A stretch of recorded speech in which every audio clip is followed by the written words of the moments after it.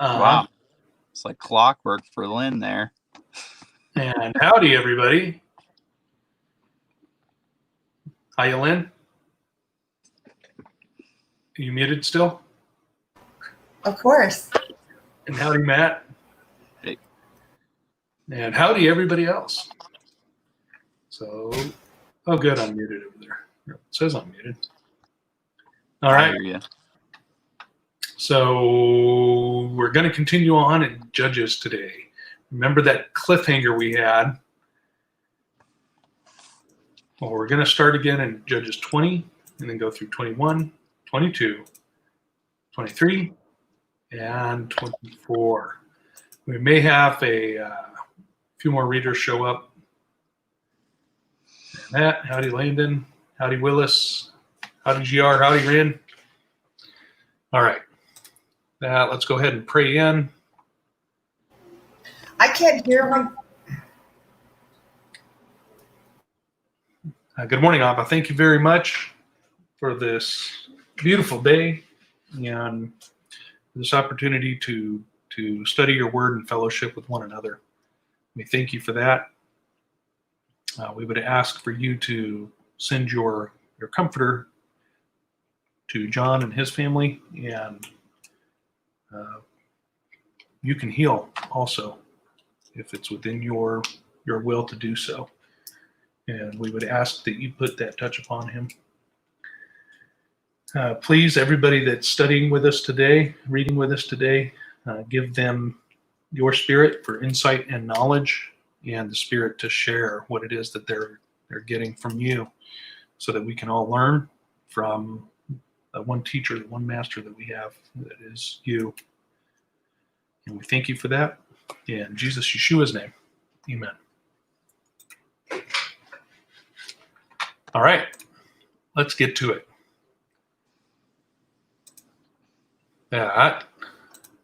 Judges chapter 20. I almost started on first way down there. Okay. Then all the children of Israel went out, and the congregation was gathered together as one man, from Dan even to Beersheba, with the land of Gilead, unto the Lord in Mitzpah. And the chief of all the people, even of all the tribes of Israel, presented themselves in the assembly of the people of God, 400,000 footmen that drew sword. Now the children of Benjamin heard that the children of Israel were gone up to Mitzpah.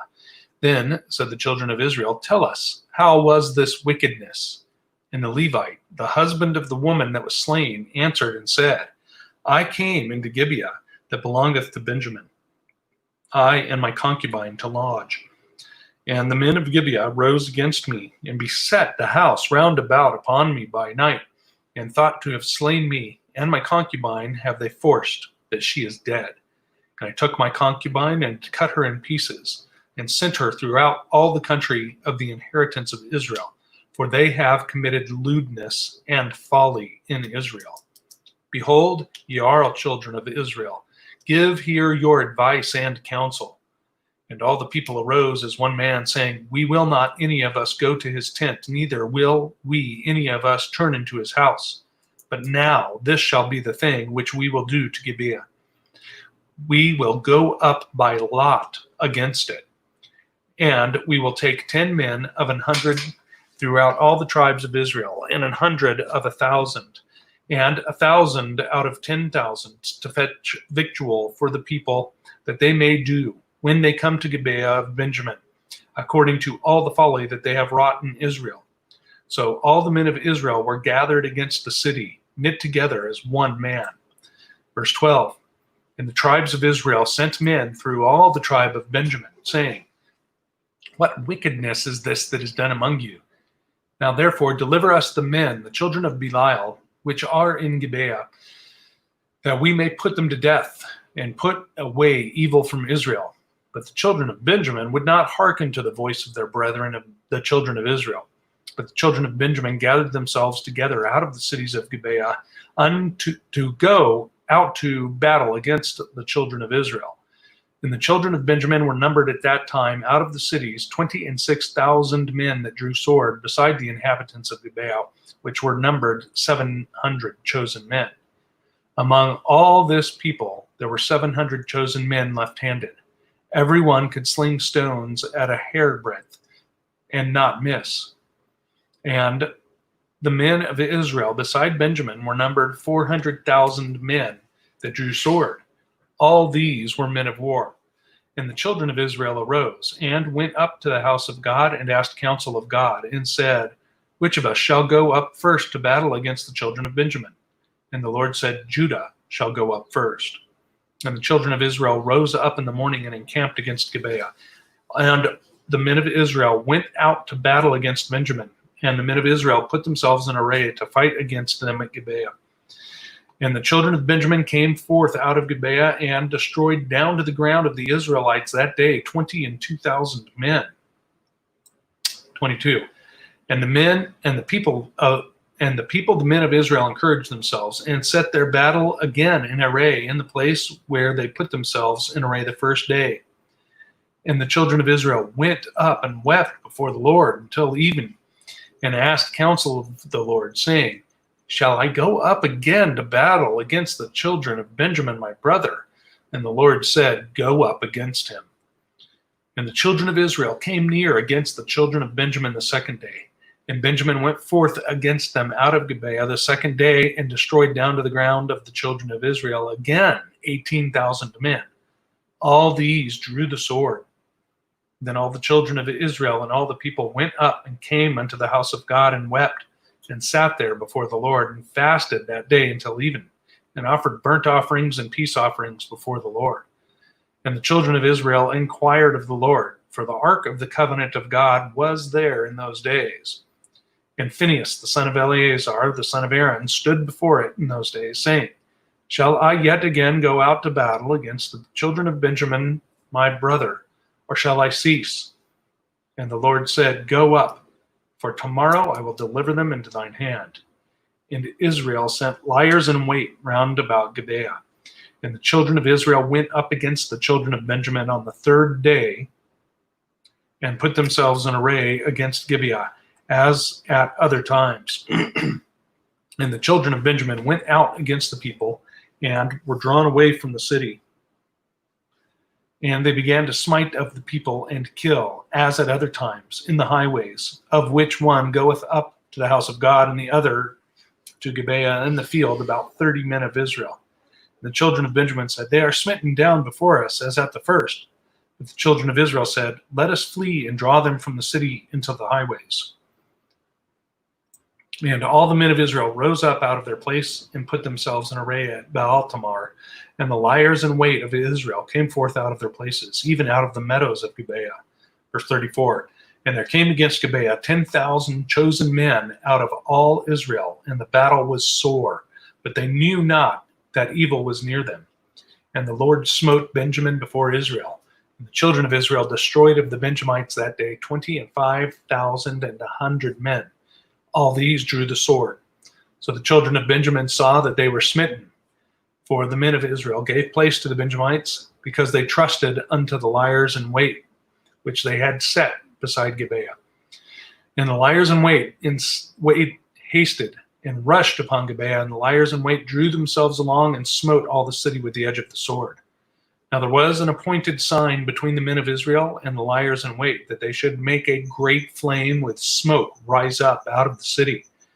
And when the men of Israel retired in the battle, Benjamin began to smite and kill of the men of Israel about 30 persons. For they said, "Surely they are smitten down before us, as in the first battle." But when the flame began to arise out of the city with a pillar of smoke, the Benjamites looked behind them, and behold, the flame of the city ascended up to heaven. And when the men of Israel turned again, the men of Benjamin were amazed, for they saw that evil was come upon them. Therefore they turned their backs before the men of Israel unto the way of the wilderness, but the battle overtook them. And them which came out of the cities they destroyed in the midst of them. Thus they enclosed the Benjamites round about, and chased them, and trode them down with ease over against Gibeah toward the sun rising. And there fell of Benjamin 18,000 men. All these were men of valor. And they turned and fled toward the wilderness unto the rock of Rimmon. And they gleaned of them in the highways 5,000 men, and pursued hard after them unto Gittim, and slew 2,000 men of them. 46. So that all which fell that day of Benjamin were 20 and 5,000 men that drew the sword. All these were men of valor. But 600 men turned and fled to the wilderness unto the rock Rimmon, and abode in the rock Rimmon 4 months. And the men of Israel turned again upon the children of Benjamin, and smote them with the edge of the sword, as well the men of every city as the beast, and all that came to hand. Also they set on fire all the cities that they came to.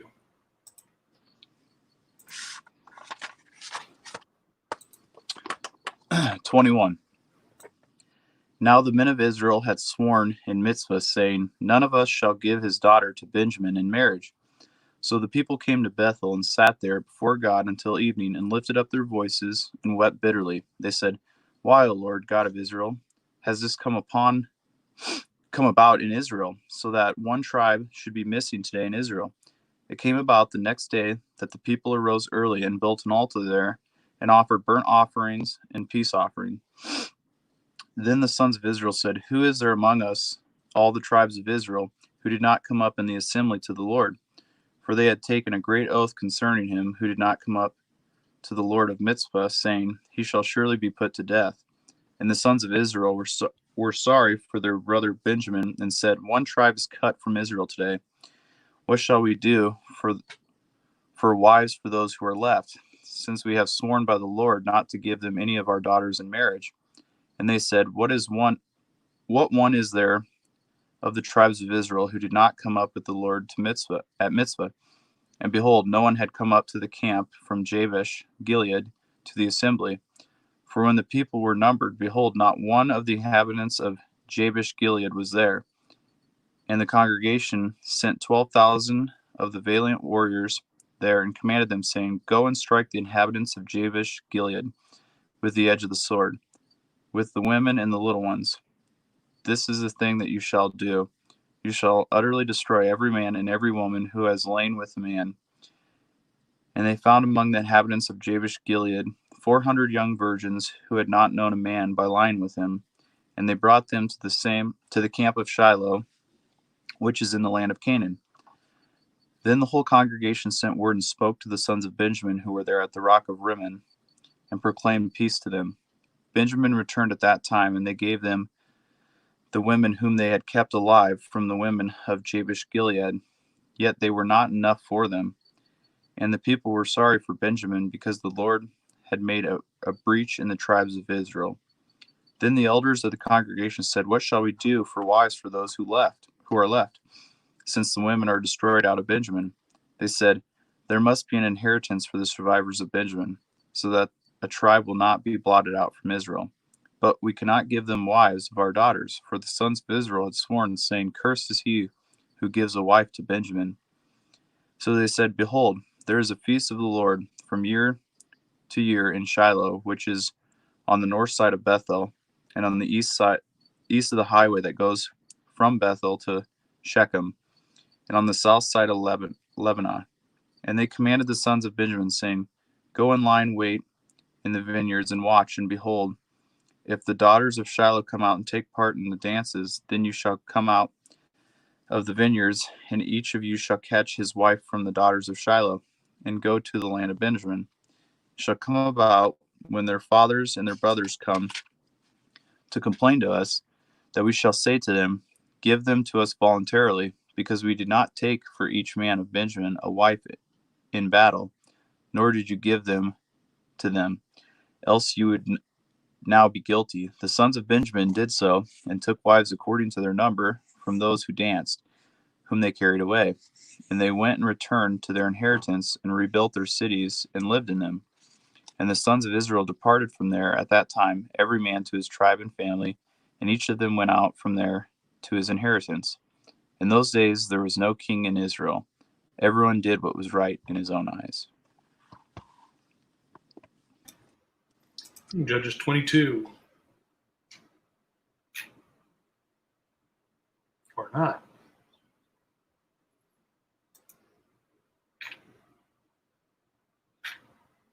I guess we're done with Judges, huh?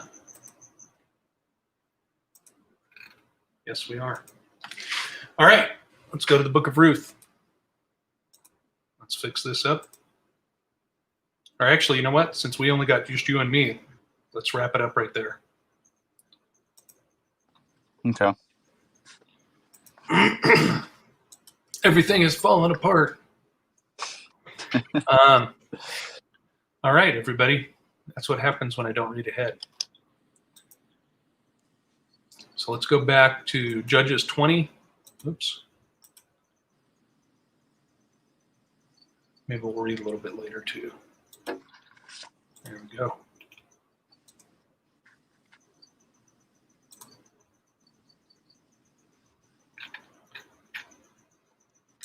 All right.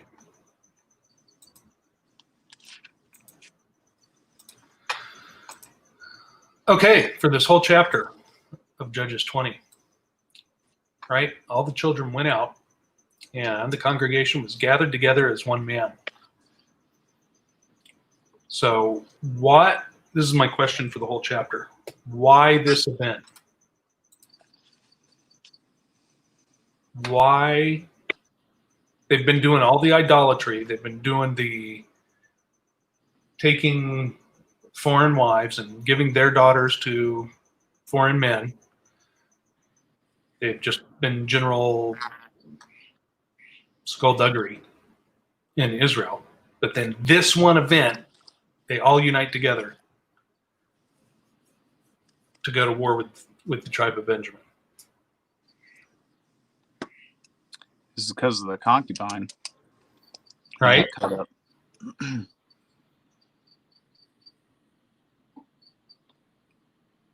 Yeah, it's like almost like Abba was using this war to judge them and Benjamin at the same time. Right? And that, remember back in 17 verse 6, every man did what was right in his own eyes. So they're kind of living by their own rules anyways, Mm-hmm. and forsaking the commandments of God. So I don't know. It's just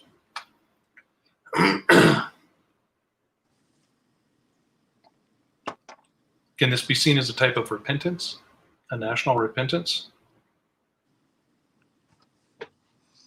Yeah. That's what it sounds like when they humbled themselves and kept going to the Father about, should we go up again? And then what does it say?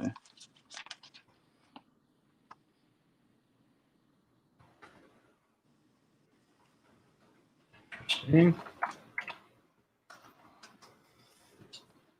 have sky, and then we have end of line. All right. Now what about, let's see here. I had something else written down, but it's way down at the end of the chapter. Did you have anything in between there and 30? No. No. I mean, I got a generalization. I wrote down all the numbers, how many people died. I thought it was interesting that it was 25K of Israel that died, and then 25,100 of Benjamin died. Yeah, that's kind of interesting. What do we have here? Okay. That's kind of interesting. I find it interesting that they get all gathered to go together to war. And then Yah tells them Judah's going to go up first. So Judah goes up first, and then 25,000 get slaughtered. What has Judah been doing? Mm-hmm, yeah. That they get slaughtered from the from the get-go, right at the start, 25,000, and then they go up again, right? It doesn't say that their order changed. So is that 50,000? What was it? It says 25,000 the first day, and then 18,000 the second. Is that 43,000 out of Israel? Or out of Judah alone, or all Israel? I mean, it doesn't say. I'm just wondering out loud. Well, I think when it says he went first, it's probably he was just first to the battlefield, and then the rest followed. Mm-hmm. I'm assuming. I always took it as it's all together. That many died.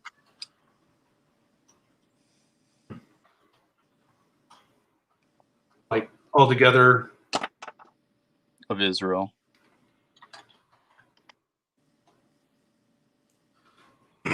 Okay.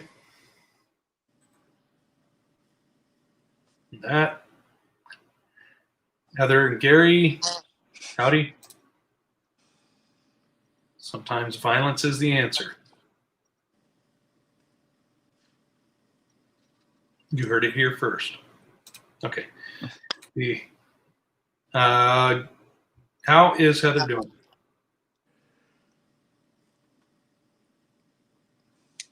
I'll probably take. That's right.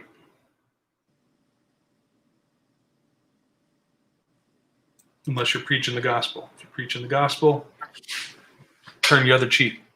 Then commence to walloping.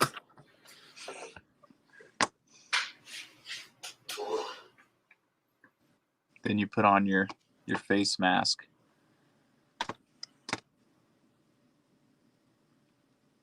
I saw a guy wearing a Jason mask the other day at Home Depot.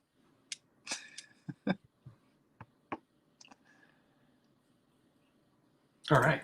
Good deal.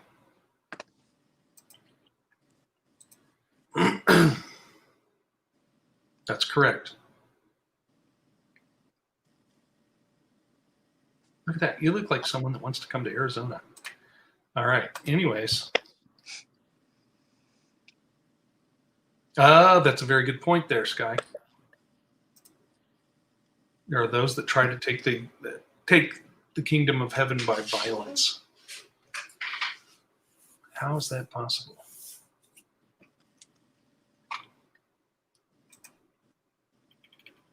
So they do a pretty good wiping out of Benjamin once it finally gets rolling. Yeah.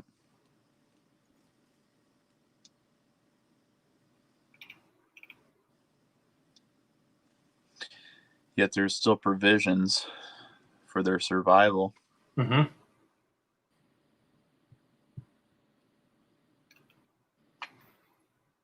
Yep. In verse 30, I found that interesting. Children of Israel went up against the children of Benjamin on the third day. Well, Benjamin becomes part of the southern kingdom eventually, right? Right? So Benjamin and Judah. Right. Paul is from the tribe of Benjamin.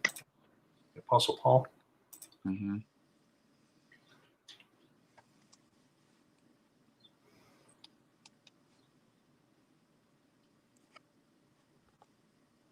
Awesome. That's very good to hear, Gary. Well, we're still praying for you.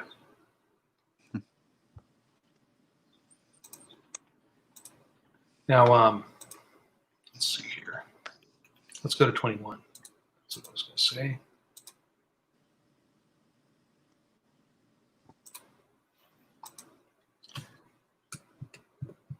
I don't have anything until verse 10.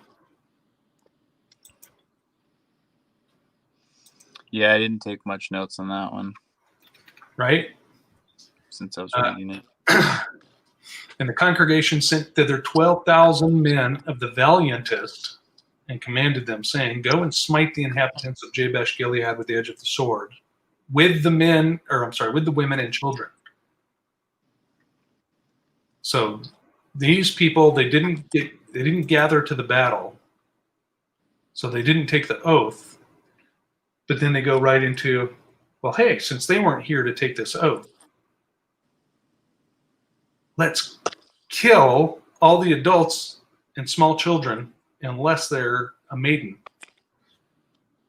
that hasn't known a man. And it's the way they explain it, even a little bit later, it sounds like they're looking at it as kind of a loophole through their vow. Mm-hmm.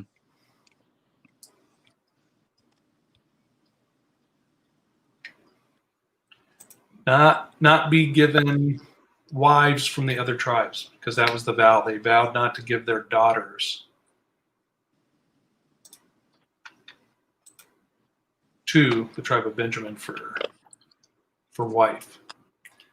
In verse 1, now the men of Israel had sworn in Mitzpah, saying, there shall not any of us give his daughter unto Benjamin to wife.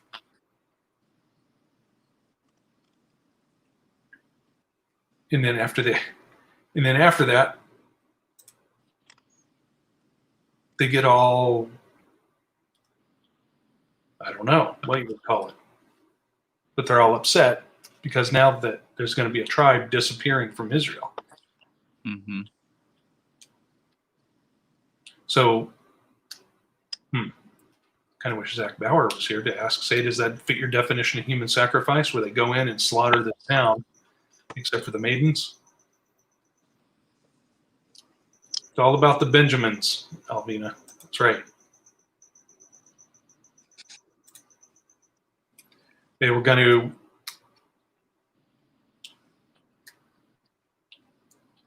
Who was worshiping the other gods? All of them were.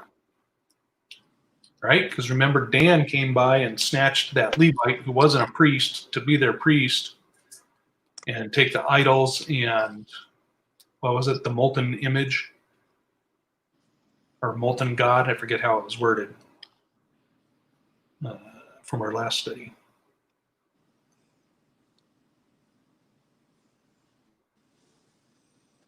But they said, this is the way we're doing it. Yeah. Kind of sounds like today.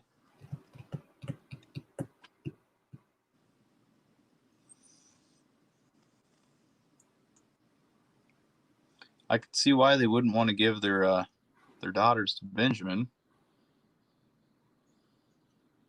Yeah. I would kind of have a problem with that. Most definitely. Not kind of.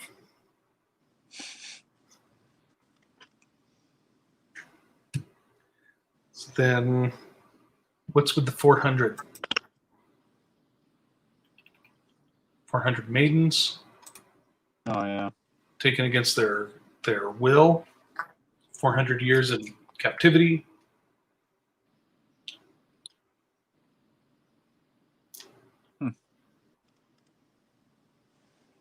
And these 400 are kind of taken captive. Yeah.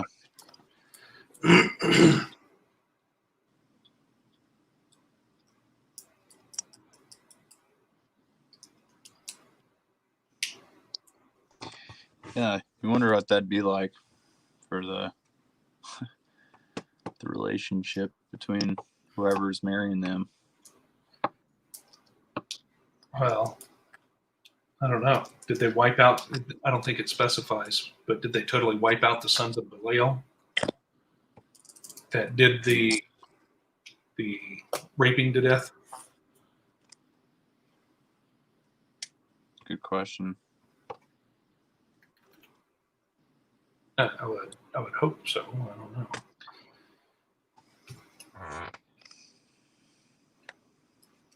All right. Anything else? You know what? Let's go ahead and on to Ruth, if you don't mind. In what? Ruth. Okay. Ruth chapter 1. Okay. Ruth. So what, we got 1, 2, and 3? Yep. Let's see. Let's try that. Okay. Here we go.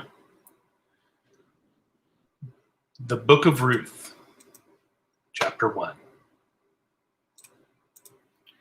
Now it came to pass in the days when the judges ruled that there was a famine in the land, and a certain man of Bethlehem, Judah, went to sojourn in the country of Moab, he and his wife and his 2 sons. And the name of the man was Elimelech, and the name of his wife Naomi, and the name of his 2 sons Mahlon and Chilion, Ephrathites of Bethlehem, Judah. And they came into the country of Moab and continued there. And Elimelech, Naomi's husband, died, and she was left and her 2 sons.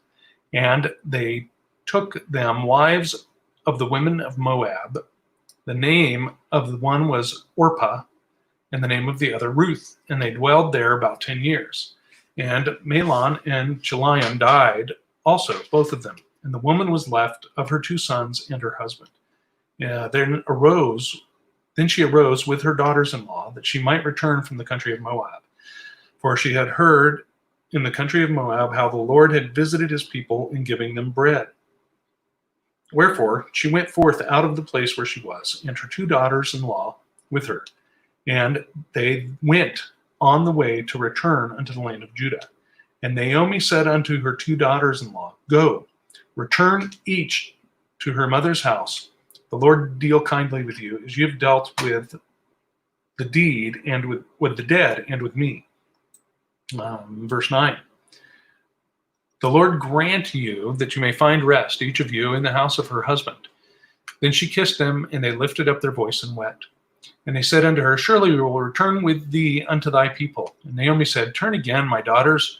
Why will ye go with me? Are there yet any more sons in my womb, that they may be your husbands? Turn again, my daughters, go your way, for I am too old to have an husband. If I should say, I have hope, if I should have an husband also tonight, and should also bear sons, would you tarry for them till they were grown? Would you stay for them from having husbands? Nay, my daughters, for it grieveth me much for your sakes that the hand of the Lord is gone out against me. And they lifted up their voice and wept again. And Orpah kissed her mother-in-law, but Ruth clave unto her. And she said, Behold, thy sister-in-law is gone back unto her people, and unto her gods. Return thou after thy sister-in-law. And Ruth said, Entreat me not to leave thee, or to return from following after thee.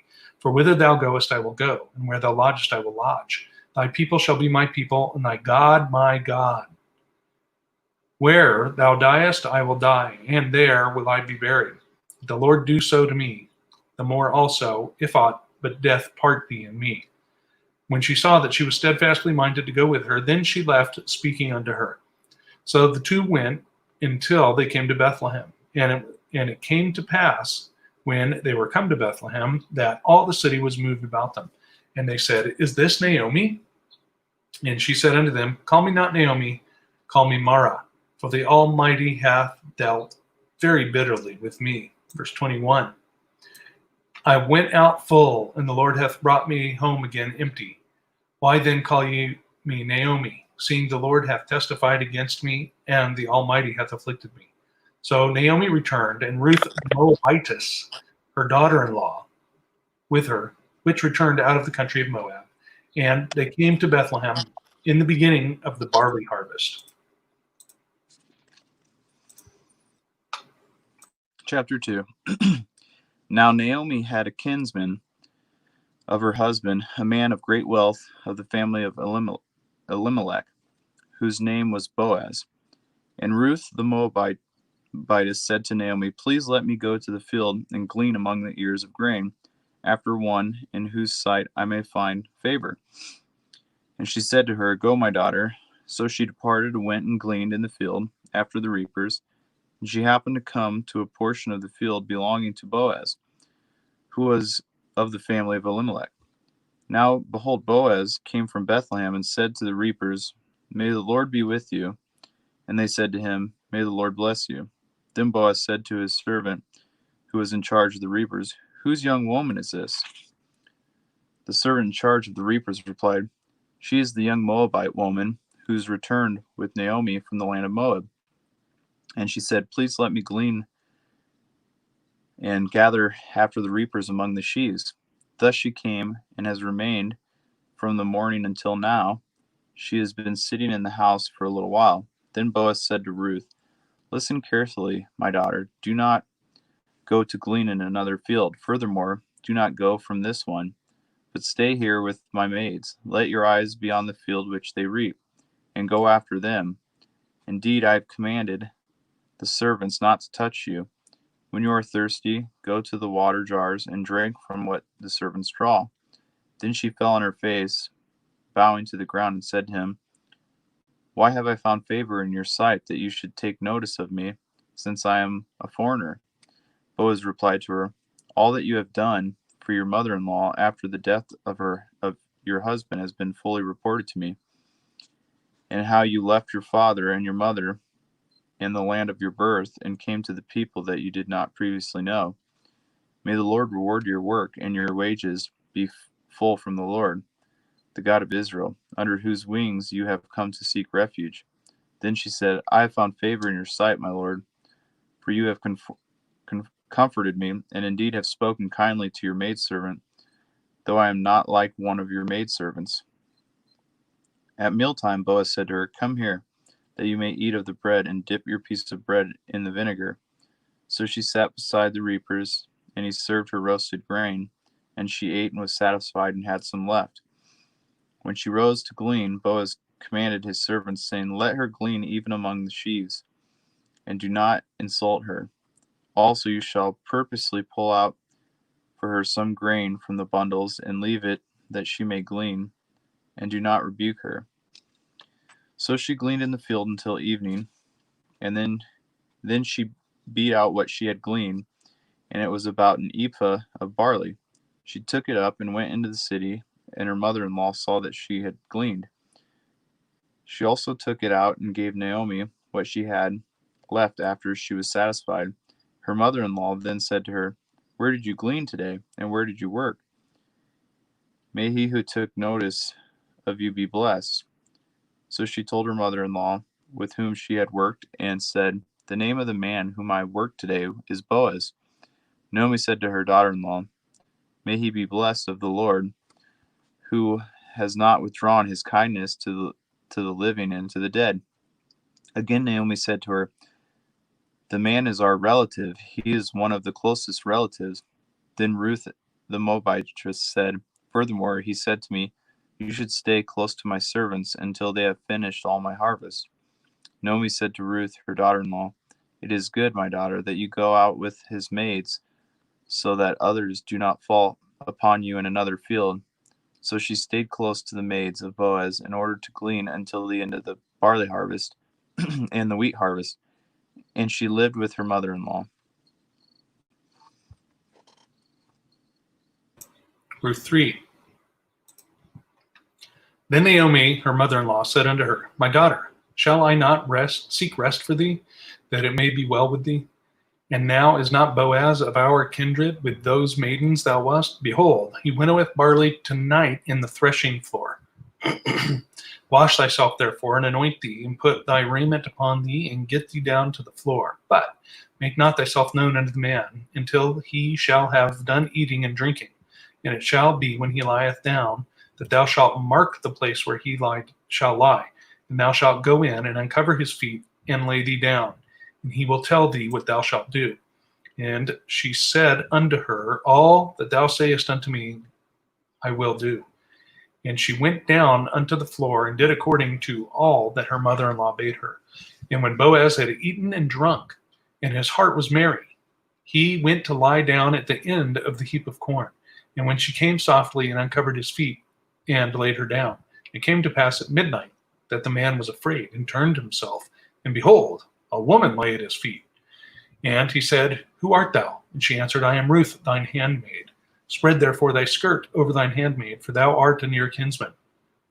And he said, Blessed be thou of the Lord, my daughter, for thou hast showed more kindness in the latter end than at the beginning, inasmuch as thou followedst not young men, whether poor or rich. And now, my daughter, fear not. I will do to thee all that thou requirest, for all the city of my people doth know that thou art a virtuous woman. And now it is true that I am thy near kinsman, howbeit there is a kinsman nearer than I. Tarry this night, and it shall be in the morning, that, if he will perform unto thee the part of a kinsman, well, let him do the kinsman's part. But if he will not do the part of a kinsman to thee, then will I do the part of a kinsman to thee, as the Lord liveth. Lie down until morning. And she lay at his feet until the morning, and she arose up before one could know another. And he said, Let it not be known that a woman came into the floor. Also he said, Bring the veil that thou hast upon thee, and hold it. And when she held it, he measured 6 measures of barley, and laid it on her, and she went into the city. And when she came to her mother-in-law, she said, Who art thou, my daughter? And she told her all that the man had done to her. Verse 17, And she said, These 6 measures of barley gave he me, for he said to me, Go not empty unto thy mother-in-law. Then said she, Sit still, my daughter, until thou know how the matter will fall. For the man will not be in rest until he have finished the thing this day.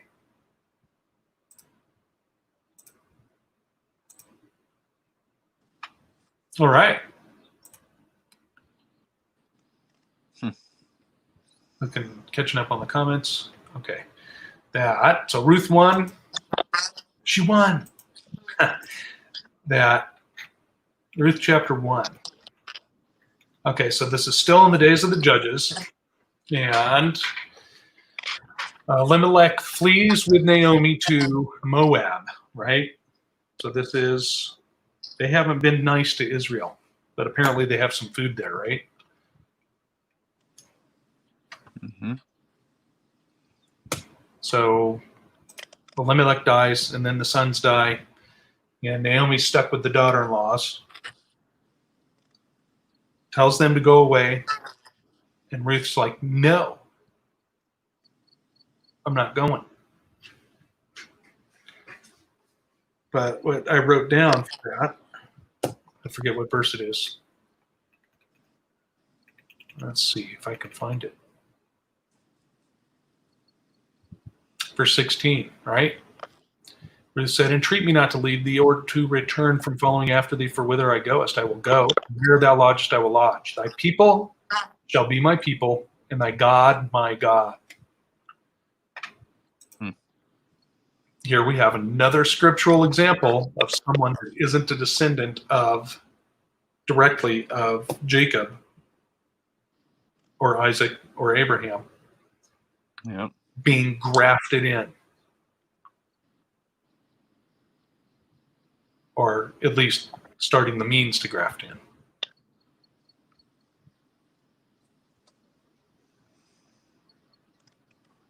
Yep. Just like in Joshua. Mm-hmm.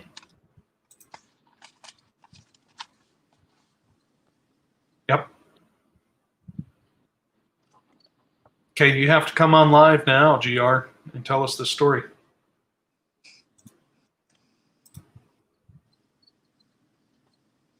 Are you ready?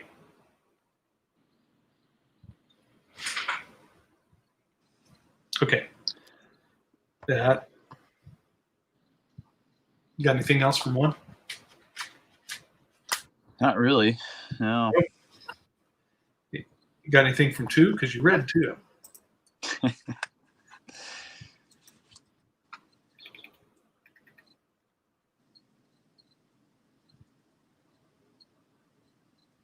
I find it, I didn't get anything until verse 5.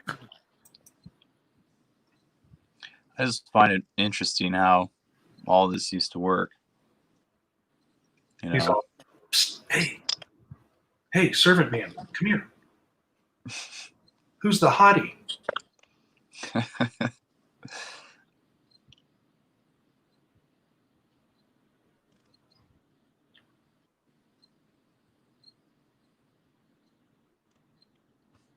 Actually, their town, what? How many people was it? Maybe a couple of thousand at most. It's like a large high school Yeah. in the U.S. Or maybe a town in Iowa. Pretty small one. Right? That, I don't know, maybe one of those small Texas towns like Dallas. Yeah. I'm teasing. That. Seriously though.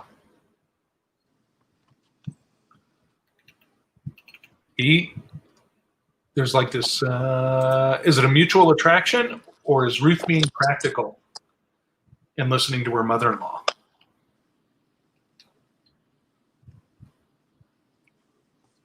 I think she's being practical.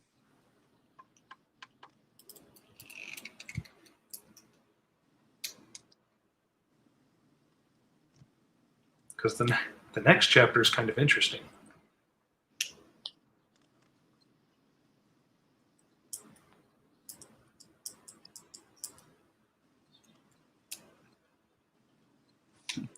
find it interesting is like all that you have done for your mother-in-law after the death of your husband has been fully reported to me. Mm-hmm. It's like, how? And so they're, how you find all that out? Small town. Yeah. You know what that guy did? Like the guy that made the tank dozer?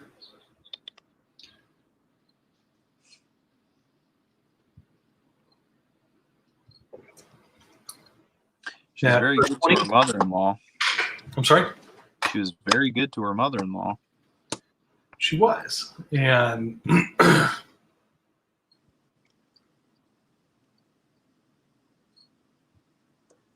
it's a blessing to be married into or have someone come into your family when you marry like that. Or someone like that come into your family when they get married. Yeah. As opposed to another type of person. Yeah. Yeah.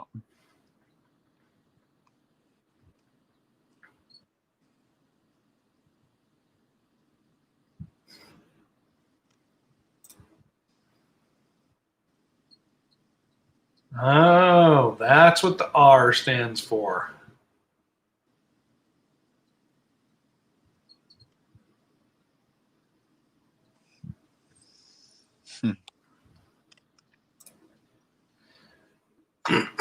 Excuse me. Verse 20. Kinsman Redeemer. Where we see that, remember back in the law, if somebody dies without children, if a man dies without children, his brother is supposed to go in. This is the thing also that the Sadducees were trying to tempt Jesus with, talking about the resurrection. Who gets the woman in the resurrection? Yeah.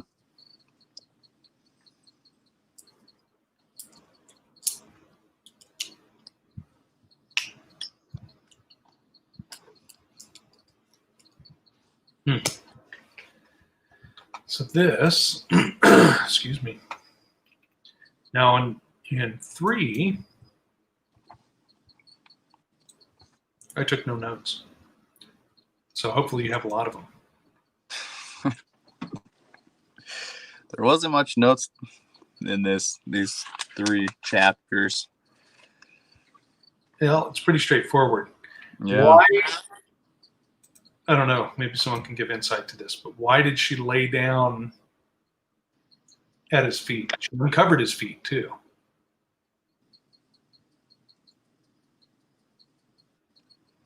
That's got to be some sort of sign of submission culturally, because it's the same thing the woman did to Yeshua, uncovering his feet and washing his feet with her tears.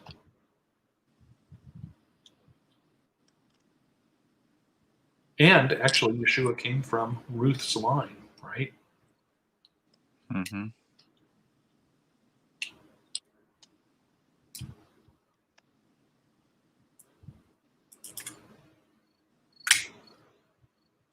Yeah, I don't know what the whole feet thing is. It must be like some type of submission thing. I don't know. I know they used to wear sandals back then. Their feet would have probably been pretty dirty.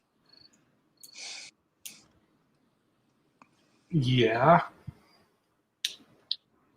You're back in Arizona. Have you worn sandals? You don't have to. They still get dirty even without it. Okay, who's not flicking through the chapters here?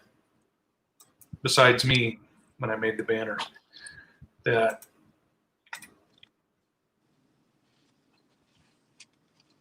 submission, respect, humility.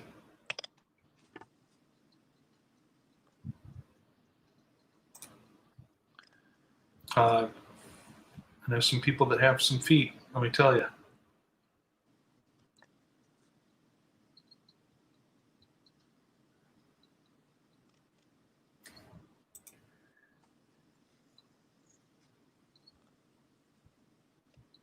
Okay. I used to joke with my wife that I got the good deal when it came to in-laws.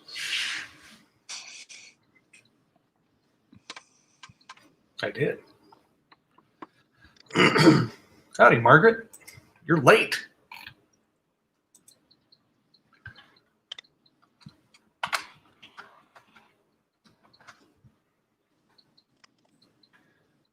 All right. Yeah, the next chapter, though, of this will be good.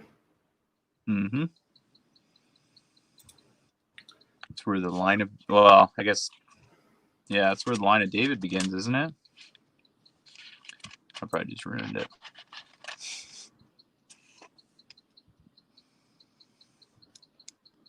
Are you? Don't be sorry. I was just teasing. You're allowed to be late.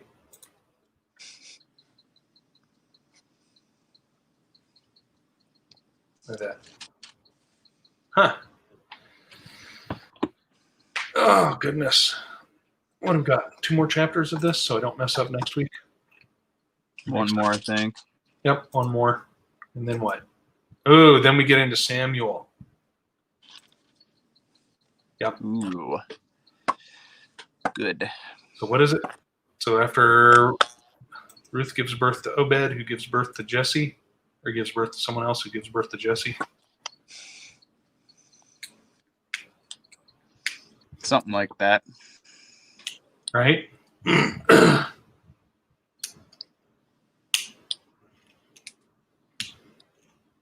Eli's in the next part. Maybe Mhm. he can read. He can read chapter 2, Samuel.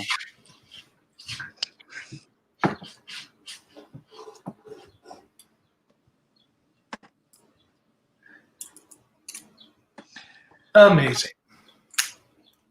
All right. So how is everybody today?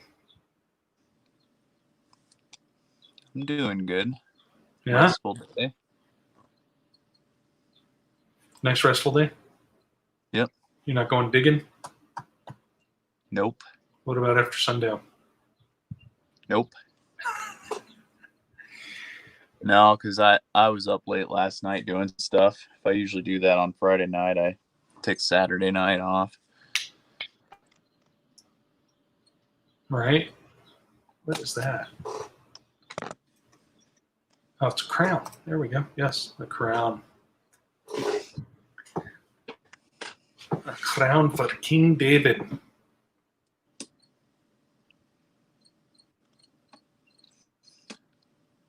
One thing I found interesting about David is how, all the like movies and stuff you see, they depict him as like this little scrawny shepherd boy.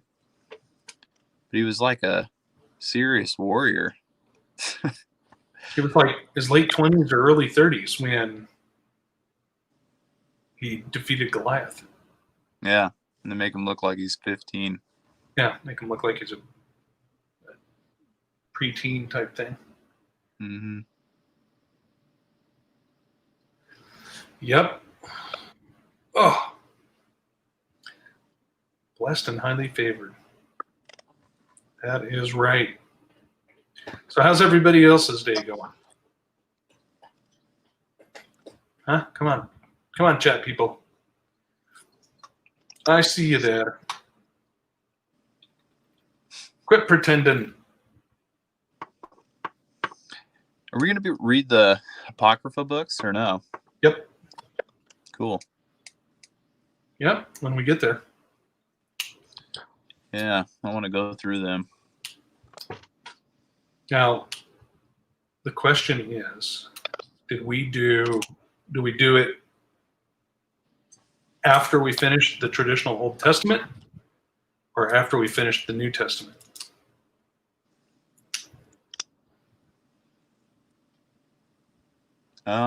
Probably the Old Testament. Because they're usually, Maccabees and whatever is like right before the New Testament.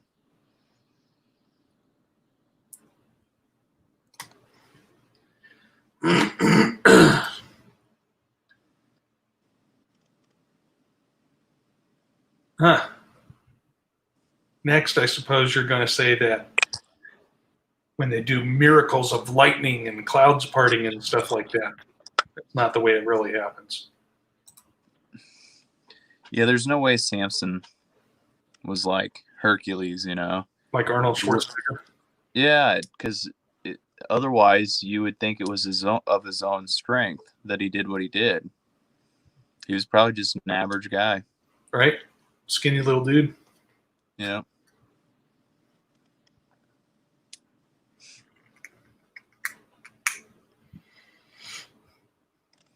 Yeah, Hollywood's done a real bad job at depicting Bible characters. Yeah. It's an understatement. Like Jesus. I don't think he would have had long hair and looked like a hippie. Says it's a shame for a man to have long hair.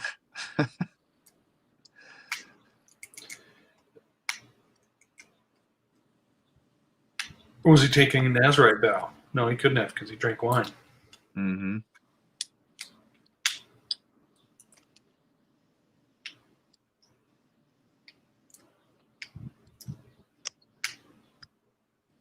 I think that, to me, that Jesus depiction that everyone sees looks like almost like an androgynous, picture. But You know the story behind that common painting? isn't it one of those famous painters that was? Well, the person, that was painted that did the posing for that. Mm-hmm. I forget his name, but he was the homosexual son of one of the popes. Yeah, that's what. See, I knew there's had something to do with the homosexual. I didn't know it was one of the popes. That doesn't surprise me. Uh-huh. So what just made him one day be like, "Hey, pose, and we're gonna say you're Jesus"? Like, what in the heck? Oh, Landon. Is that correct, Landon? Maitreya? Oh, well, that's what everybody shows Maitreya as today. That new age hippie guru. There's people out here in Bisbee that literally, there's this guy, I can't remember his name. He's just like Maitreya, where apparently you can just look at him, and if he looks at you, you're healed. And it can even be over a live stream. It just costs, $20. And Yeah, boy.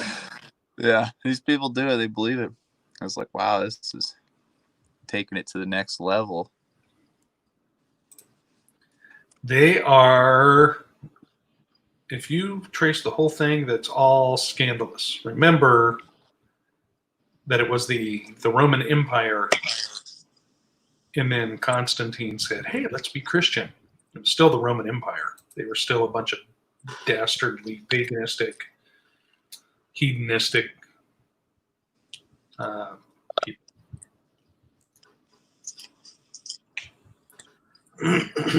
The Dalai Lama. Margaret, how do you all do on the 4th of July, on Independence Day, with people setting off fireworks and stuff?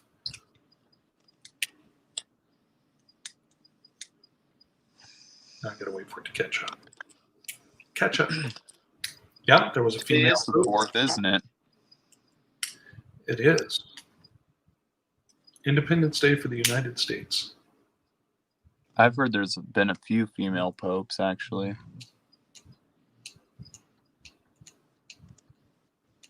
Is that because they identified how they... Yeah. Are they identifying how they want to be?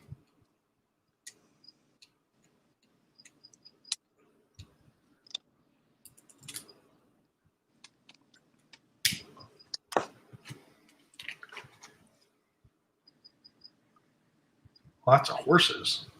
Oh, Kentucky. Are you? Last time I was back in Kentucky, I went to the Kentucky Horse Park. Oh, no, I didn't. Or yeah, I did. Yeah, I did the last time I was there. Saw this meme. It was what?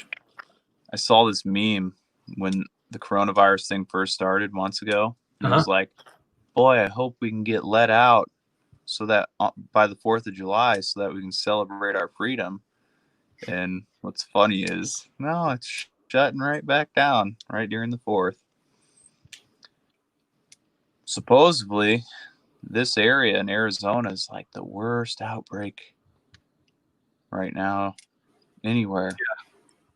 Yeah. It's like,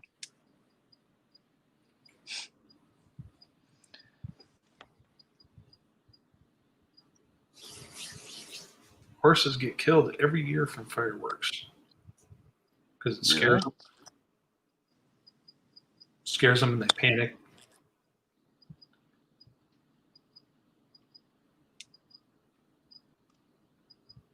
They used to do a pretty good fireworks show in Lexington.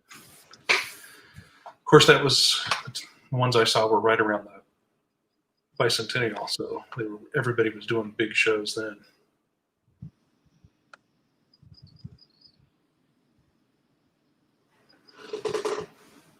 Yep. If you go out today and you see someone wearing a mask, you need to whomp them upside the head. Yeah.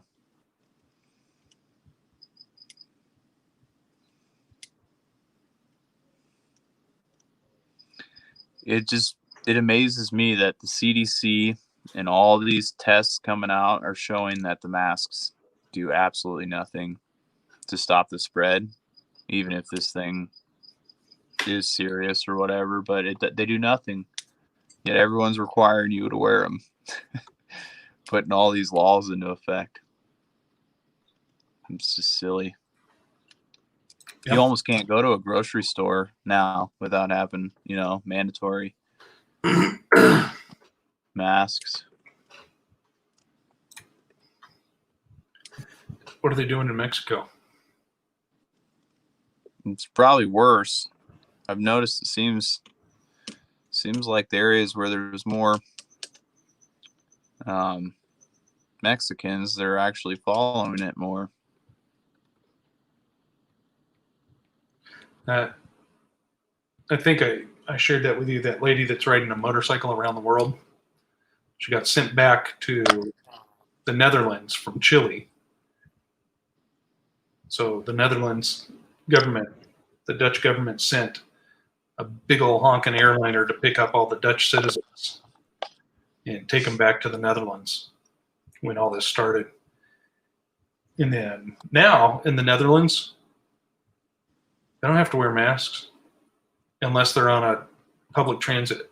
So a train or a tram or ferry, something like that.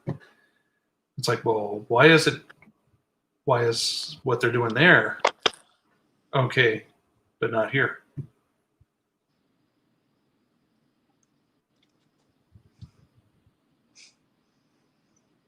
And they're saying, yeah, we don't have any new cases. It's so wonderful. Someone's lying. Someone's lying. Yeah.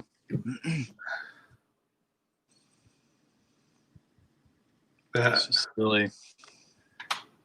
It's funny. Have you seen that? That Illuminati card game? Yeah. They got one for these masks. It's like, jeez. I don't really know what the point of it is in their eyes, Control. It's a control thing. That's all it is.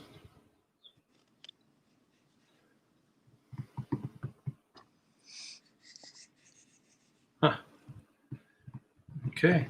Well, I think we should let these people go.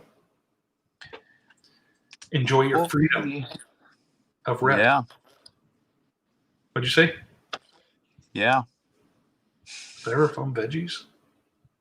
Ew. All right, everybody. Pray for one another and get rest today. Blow stuff up tonight. Light off lots of fireworks. Don't shoot in the air. Other than that, have a great time. I love you all. Thanks, Matt. Thanks, Lynn. Bye.